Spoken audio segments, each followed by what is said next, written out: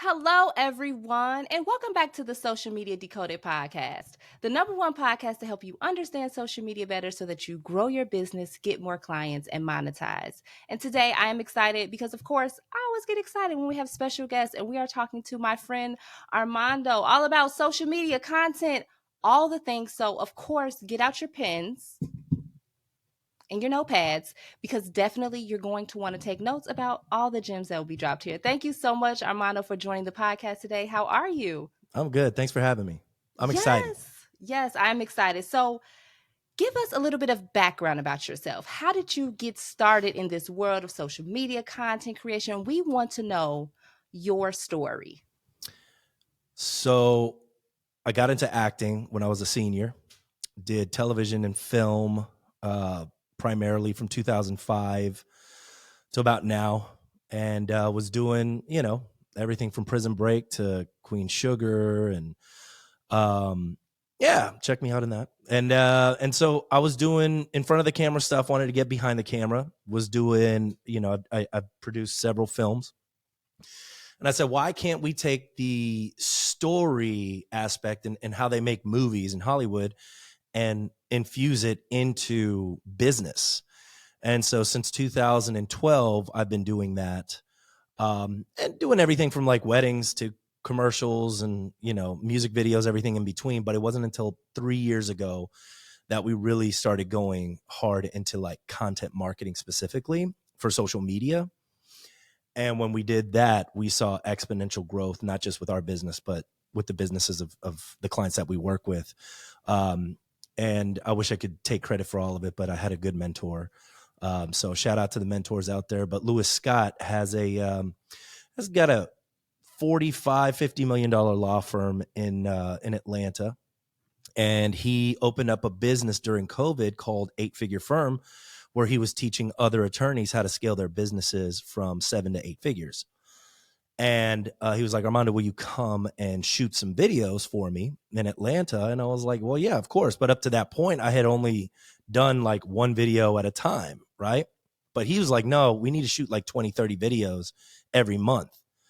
And I was like, okay. So I went out, shot it. I saw how he took a nonprofit attorney in Orlando from like $700K a year in revenue to 2.4 million in 6 months.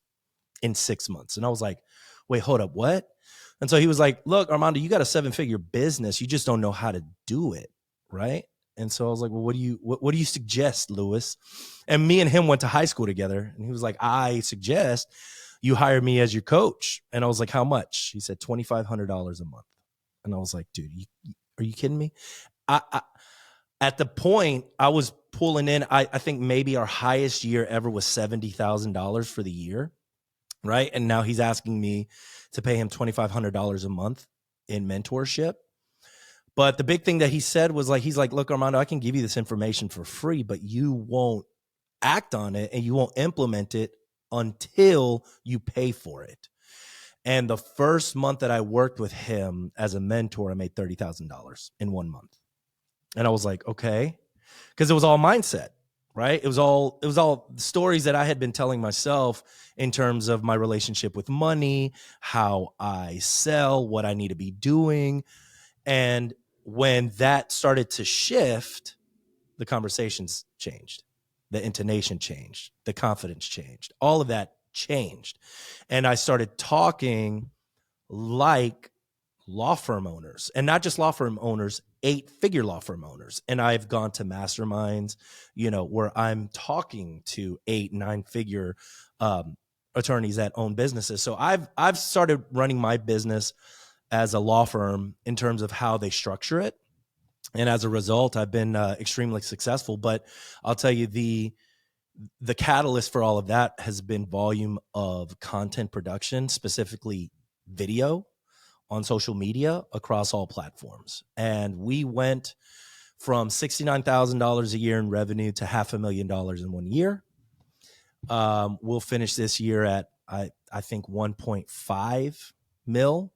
And the goal is to be at 8 figures within the next 6 years, which the way things are going, it's explosive. And if you guys are in the social media business, like, this is the place to be right now. I don't know how long we can, milk this thing for, but milk it now. Like, if you guys are in it, milk it now, because now is the time. People need it.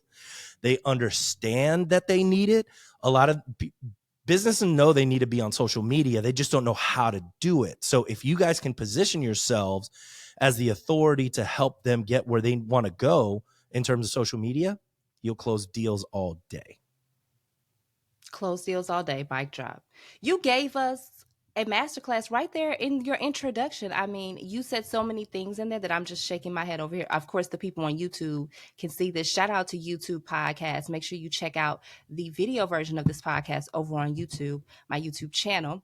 So you said a few things in there that I want to just rewind back. Number one, you said video is king, and I say that all the time. And there are people who are afraid of video. Let's talk about how video is so powerful when it comes to content, because there are so many different ways to put out content. Let's just be frank, right? You can write blog posts. You can do podcasts like this. You can create social media posts. You can LinkedIn posts, YouTube videos. But video specifically is something that is very powerful.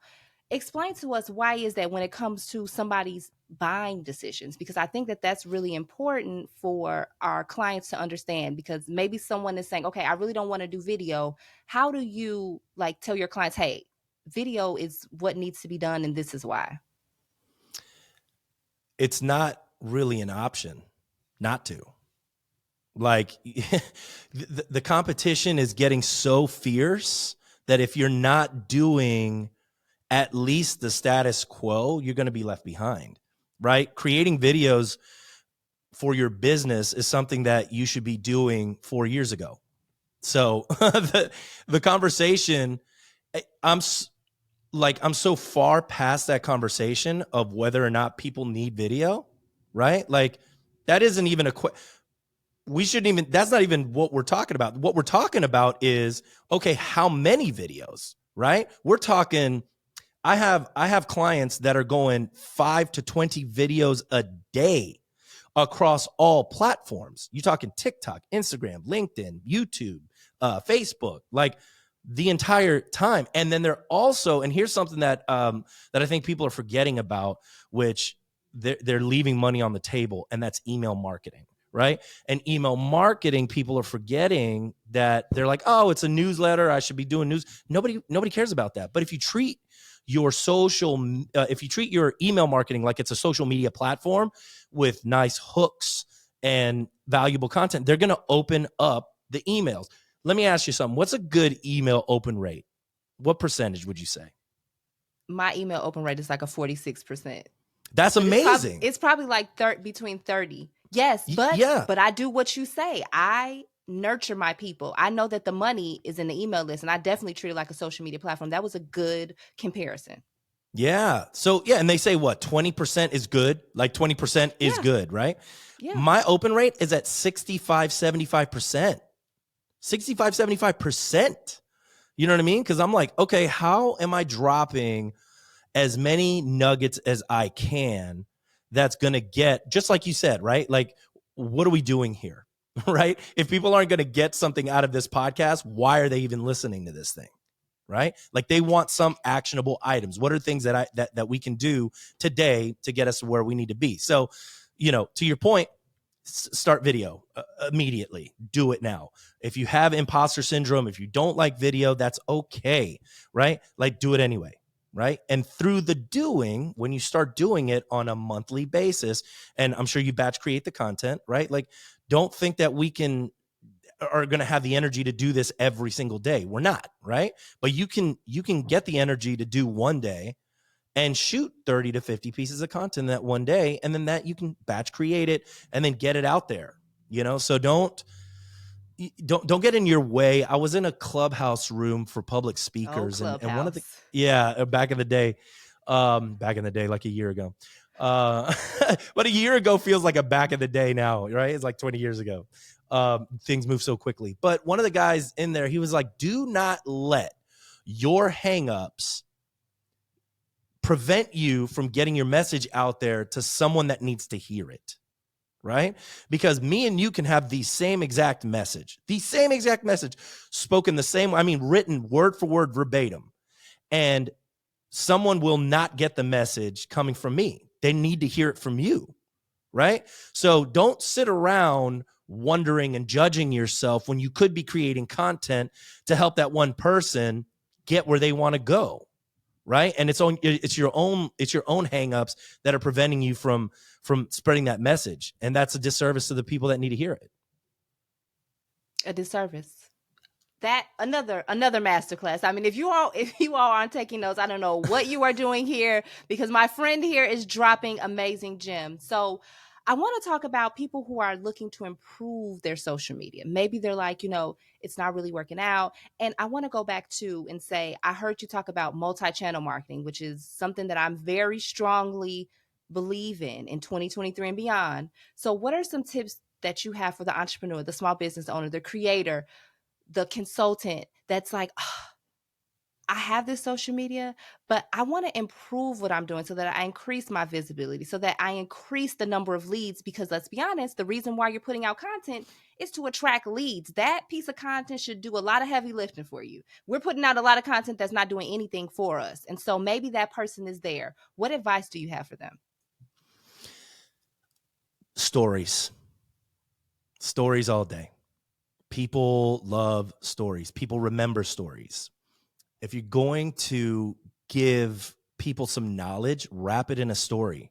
I told you that I started this podcast with a story, right? You're going to remember $700,000 a year to $2.4 million in 6 months. Like, you're going to remember that. That's memorable, right? That's a story. People remember stories. So infuse more story into your content. Also, don't, if you're doing a volume of content, that's great too, right? Like that's the whole point. Like, the law of averages states that the more you do, the more likely something is to hit, right? And so you just got to go in there. We have a client, Meals from the Heart. She's a African-American restaurant owner, and they do heart healthy foods.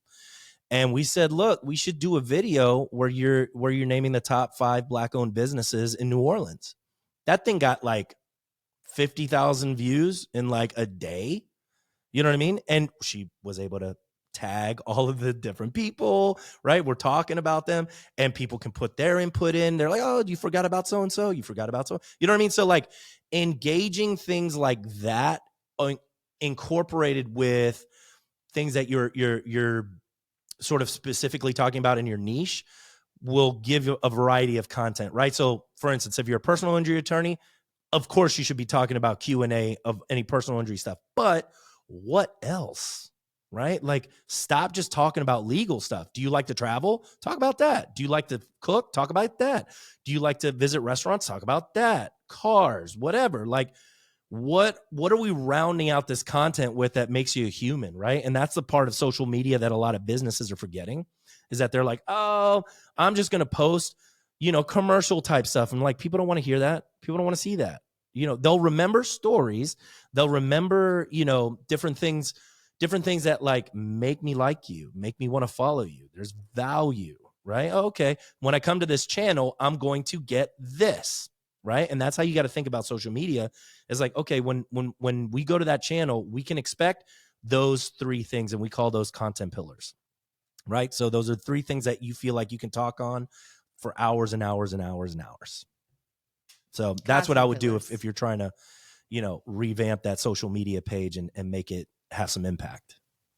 Content pillars. That was the key that you said right there. If you don't have content pillars, that's probably why it feels so jumbled on what to talk about. But again, you just gave another masterclass. I hope you all were taking notes. If you love this podcast episode, make sure to tag me on Instagram at Michelle L. Thames. Let me know, what do you think about this episode, and especially video.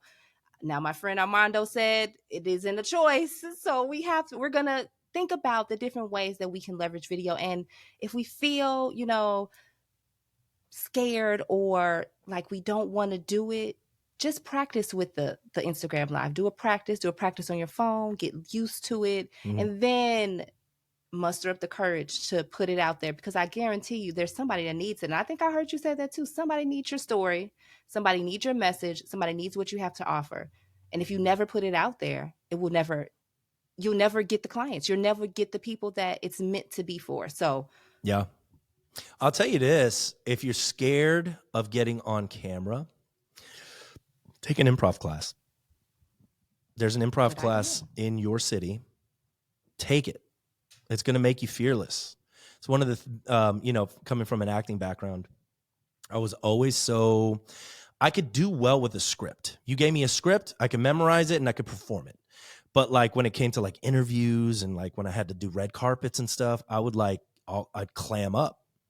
Started doing improv and it just made me fearless. Cause like when you can fail and you understand that you'll be all right, then sky's the limit. Right. And so the three main rules of improv is say yes and, right? So let's build on each other's ideas, right? Say the first thing that comes to your head. So don't judge it, right? And then make your partner look like a rock star. So the people around you, make them look like rock stars and they'll support you. And that's a mentality you should have when you're creating content. And dude, improv will change your life. I never thought about improv. That's a good tip. Wow. I mean, you dropped so many amazing gems. This has been such a great episode. I'm like, we don't want to end it, but I know, we definitely here on the Social Media Decoded podcast, we keep it quick to the point with the great punches of information provided to you. So thank you so much for that. But this is one of my favorite parts of the podcast, which is the book portion, or podcast or experts that have helped you too, because we've been getting many experts too that we're learning about in this session. But as your journey with entrepreneurship, we know that there are ups and downs, sideways, things thrown at us. Have there been any books, tools, or resources that have really helped you along the journey that you would like to share with the listeners here today? So I read a book a week. And so I have a ton of books, but I'm gonna tell you guys we're friends, Armando. Me too. Yeah. It's the leaders are readers, and if you really want to increase your revenue stream, you're going to read books and you're going to read the right books. So Buy Back Your Time. Amazing book. Really, if you're an entrepreneur, but just anybody in general, like it talks about how much time we waste and how we can buy back our time when we can delegate low-level draining tasks from our schedules and then work on things that are going to make us money and that fill us up. You know what I mean? So Buy Back Your Time, amazing book. The Ultimate Sales Machine by Chet Holmes is a great book if you're wanting to like really work on top line revenue. And that's one, I also coach. One of the things that I tell all of my clients is that you have to work on top line revenue first. Don't worry about the ins and outs of the business. Don't worry. Like if you don't have money coming in, you don't have a business. So work on top line revenue and then you can hire the people that you need to grow the business. Right. So that was a big thing that I really had to like focus on. Cause like as entrepreneurs, we have shiny object syndrome. So we're like, oh, this, and then this, and then this. But like, no, it's top line revenue. If you're spending 80% of your weeks on top line revenue, you're going to have a business, you're going to close deals, and you're going to find the people that can help you fill in all the other things. So amazing books. I gotta check out the second book. Definitely that top line revenue. You're right about that. You got to focus on that. Oh, this was so good. You dropped so many amazing gems. Thank you so much for the knowledge that you have shared here today. I didn't know anything about or think about improv and how that could help video, but that is definitely a great gem that you dropped here today as well. But before we head out, we would love to know, where can we find you and where can we learn about how we can work with you for this video? Because I'm sure that there's people that need the help that you have to provide. For sure. So we have clients all over the country, and we have an office here in New Orleans, Atlanta, and LA. So we can meet our clients where they're at. Leduc Entertainment.com to find us. LEDUC, like the Duke. Entertainment. And so, and then you can look me up, Armando Leduc. I'm all over the place. So it's very, very easy to find me. You can always reach out to me on any social media platform, and we're very responsive. So we can help you out. Yes, and we'll make sure that we have all that information down below in the show notes so you can reach out to Armando. But thank you very much for coming on today and dropping so many gems about video content creation, business. It was so many gems in here. I'm gonna have to go back and listen. And I usually don't listen to any of my episodes, but this was a good one, Armando. So thank I you appreciate you. so much. Yes, I appreciate you as well. And we will talk to you all in the next one.